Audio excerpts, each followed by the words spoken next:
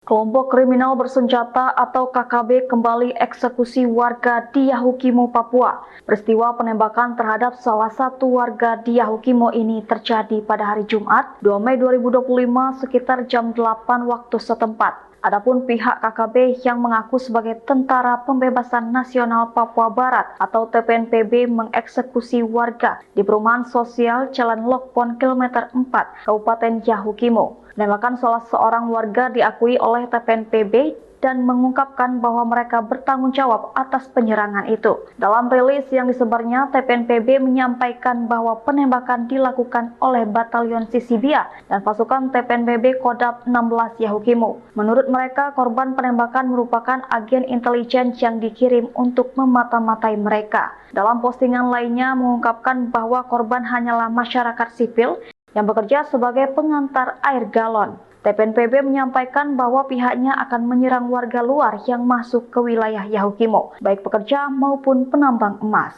Mereka mengatakan bahwa orang luar Papua yang masuk ke Yahukimo adalah intel TNI. Selain itu, TPNPB juga menyampaikan bahwa mereka menantang pihak TNI yang akan mencari mereka dan menunggu di jalan gunung di kota Dekai. TPNPB pun bersedia menunggu di markas bersama-sama dengan Panglima TPNPB Kodam 16 Yahukimo, Brigjen Elkius Kobak. Tidak hanya itu, pihak KKB juga menyampaikan tantangannya pada aparat Indonesia bahwa jika mencari mereka ada di Yahukimo. Salah satu anggota KKB menyampaikan dalam sebuah video bahwa pihaknya akan menyebar rekaman penyerangan yang telah mereka lakukan.